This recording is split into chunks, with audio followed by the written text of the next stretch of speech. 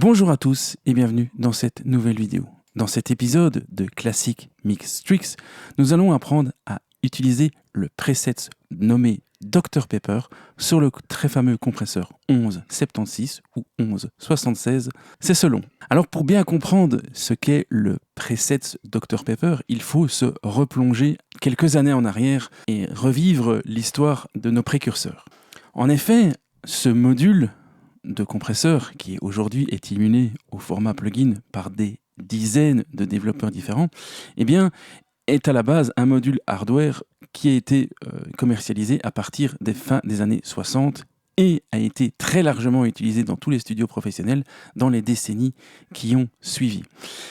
Ce module hardware était donc généralement rangé dans un rack à proximité de la console, tant que faire se peut, donc dans un rack soit sur la gauche, soit sur la droite, soit à l'arrière du studio, voire parfois même dans des endroits encore plus incongrus. Et donc de nombreux ingé-sons aimaient placer un pré-réglage sur leur compresseur et sur tous les autres modules, afin de pouvoir envoyer le signal depuis leur console vers ce compresseur et d'avoir déjà une idée de comment le signal va se comporter en traversant le dit module. Ils essayaient donc de trouver des presets, si vous voulez, un petit peu passe-partout. Et sur le 1176, eh bien, un preset passe-partout s'est très rapidement échangé entre les différents stagiaires, assistants et ingénieurs du son qui peuplaient les studios américains. Quel est donc ce preset ? Eh bien, il faut placer l'attaque ici à 10 heures, comme si on lisait une horloge, le release à 2 heures, comme si on lisait une horloge, et le ratio à 4. Les tâches de gain, lui, étaient calibrées, comme bon nombre de modules à l'époque, sur base d'un bruit quelconque à une quelconque fréquence qui était diffusée au 0 VU et on calibrait de façon à ce que le compresseur donne une réduction modérée à ce niveau et on compensait la sortie pour récupérer la même quantité de signal en sortie du compresseur. Donc ici, j'ai plus ou moins fait l'exercice sur le modèle plugin et en fonction de chaque plugin, les settings peuvent être différents. Ce qui est surtout intéressant de retenir, c'est donc attaque à 10 heures, release à 2 heures et ratio 4. C'est surtout ça qui fait la caractéristique pure de ce setting de base. Le but, lorsqu'on utilise ce settings, eh bien, c'est d'atteindre une réduction de gain qui est plus ou moins au milieu du graphe. Donc il ne faut pas agresser complètement le compresseur. Alors pourquoi ce preset de base plutôt qu'un autre ? En effet, eh bien, l'intérêt d'avoir un preset passe-partout, mais ça évitait aux ingénieurs du son de devoir se déplacer. Donc s'ils étaient en train de mixer, ils sont à leur console, ils envoient, disons, la guitare acoustique dans le rack contenant le 1176, ils voulaient voir comment ça se comporte. Et donc, si ça se comportait pas bien, inutile de quitter son siège pour se lever et aller au rack, on changeait de compresseur. Si ça marchait pas trop mal, voilà, on a quelque chose qui fonctionne, ça vaut la peine alors de se lever, d'aller au rack et de chipoter un petit peu au compresseur.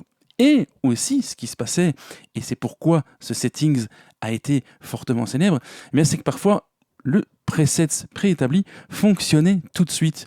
Et donc, il n'y avait même pas besoin de se lever, simplement envoyer le signal dans le compresseur et bonheur, tout fonctionnait comme on s'y attendait. On avait le son idéal sans avoir à bouger de sa chaise. Ce preset s'appelle Dr Pepper. Pourquoi ? Eh bien parce que évidemment, ce preset s'est un petit peu échangé entre les assistants et entre les producteurs. Et pour avoir à le retenir facilement, eh bien, ils ont utilisé un moyen mémotechnique qui figurait dans une pub de l'époque, une pub commerciale de l'époque pour la boisson Dr Pepper. Dans cette pub était chanté et était affiché à l'écran qu'il fallait consommer du Dr Pepper à 10 heures, à 2 heures et à 4 heures. Why, baby, think about you eat.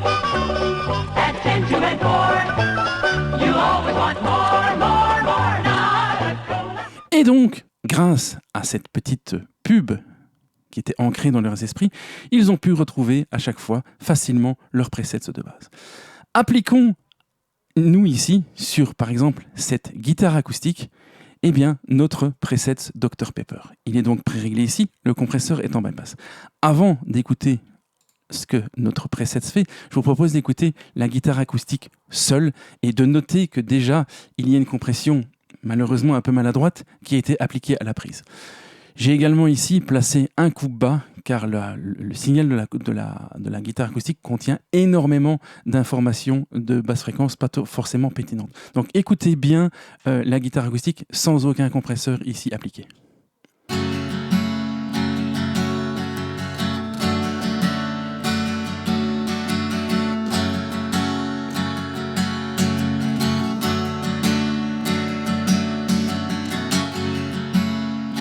Je ne sais pas si vous venez d'entendre, là, sur le double coup, on entend un fort effet de pompage, probablement lié à une mauvaise utilisation d'un compresseur à la prise. Donc voilà, je voulais juste vous le faire remarquer pour pas que vous pensiez que si vous entendez cet effet de pompage, ça vient du compresseur que nous allons appliquer.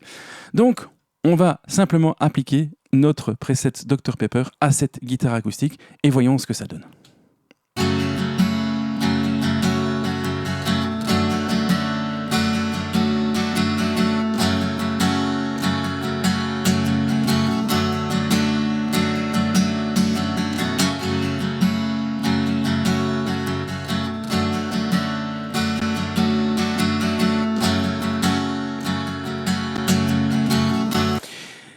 Eh bien, force est d'admettre que ça marche pas trop mal. Notre guitare prend de l'ampleur, les attaques sont un petit peu mieux contrôlées sans pour autant les faire pomper plus que ce qu'elles ne pompent déjà à la prise. Et le corps de la guitare, de manière générale, gagne un petit peu en intensité. Alors bien entendu, ce preset ne fonctionne pas forcément que sur les guitares acoustiques. Écoutons ici une boucle de piano sur laquelle nous allons appliquer également notre 11-76 ou 76 avec le mode Dr Pepper.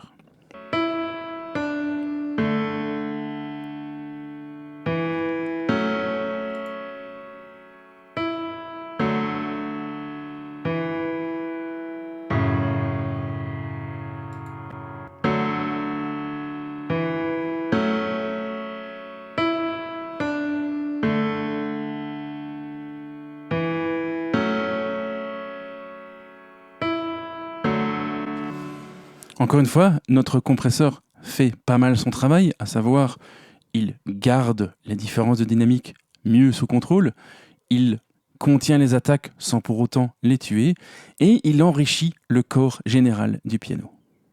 Alors, comme dans les précédentes vidéos, si d'aventure vous ne possédez pas le plugin, oserais-je dire, original du développeur UAD, eh bien, pas d'inquiétude. En effet, ce compresseur est probablement le compresseur le plus imité au monde et des myriades de développeurs l'ont recopié au format numérique. Et donc, vous pourrez trouver beaucoup de copies de ce module de compression sur lequel vous pouvez appliquer les mêmes settings, à savoir attaque à 10 heures, release à 2 heures, ratio 4 et input et output en fonction de la moitié, pour atteindre une réduction plus ou moins à la moitié du graphe et compenser la sortie pour récupérer le même volume en sortie.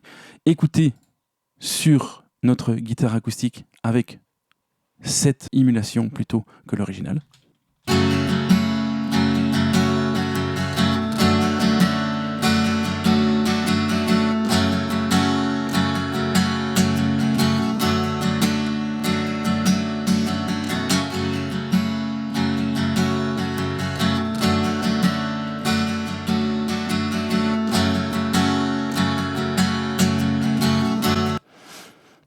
Les puristes s'accorderont à dire qu'on n'a pas exactement la même couleur, mais le type de compression, force est d'admettre qu'il est fortement ressemblant. Alors, juste petite parenthèse, pourquoi nous n'avons pas exactement le même son entre ceci et ceci? Tout simplement parce qu'ils émulent certes le même type de compresseur, mais pas forcément le même compresseur à titre unitaire. En effet, il n'y a rien qui sonne plus différent qu'un 1176 qu'un autre 1176. Ce compresseur a été sorti sous plusieurs révisions. Le constructeur original changeait au fur et à mesure des ventes, parfois certaines composantes. Et donc, entre le numéro de série 1200 et le numéro de série 4000, il y a une différence notable de son déjà à la base. Et donc en fonction du type de compresseur que le développeur original a utilisé, eh bien, nous avons d'office des rendus originaux. Autre type de simulation, le Rocket, qui n'est pas à proprement parler une vraie émulation, dans le sens où le développeur n'a pas cherché à copier une unité existante, mais a forcément s'en inspirer en apportant quelques améliorations, à savoir l'attaque permet d'aller plus rapide encore que la version originale et s'ouvrir un peu plus que la version originale. Pareil pour les releases, qui nous permet de sélectionner des temps d'attaque, de release plus courts et plus larges que l'original. L'impetus, qui permet de doser finalement la quantité de distorsion harmonique propre à ce type de compresseur, eh bien, via un potard. Donc vous pouvez avoir un compresseur qui est complètement transparent mais qui garde les caractéristiques de la compression, et où vous pouvez ajouter, bien entendu, en plus de la distorsion harmonique. Et ce compresseur est également géré de façon un peu plus instinctive, et donc à un potard de threshold avec un code potard de compensation de sortie ou un autogain, ce qui est pour les débutants parfois un peu plus simple. Donc essayons notre paramètre Dr Pepper ici sur ce compresseur en particulier.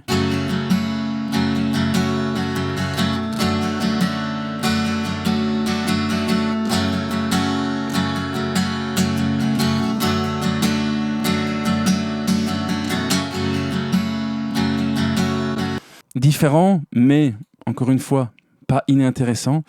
Et nous avons également le Modern Seven Signs, qui est une copie en bonne et due forme du développeur Huntress. Vous constaterez que j'affectionne particulièrement ces plugins et je leur trouve toujours un petit charme. Ils ont souvent été critiqués. Et moi, je trouve que pour des plugins gratuits, eh bien, force est d'admettre qu'ils fonctionnent pas trop mal. Donc, on a le même settings Dr Pepper, 4, 10 heures, 2 heures, et le même, plus ou moins la même réduction de gain. Écoutons ce que ça donne avec cette simulation.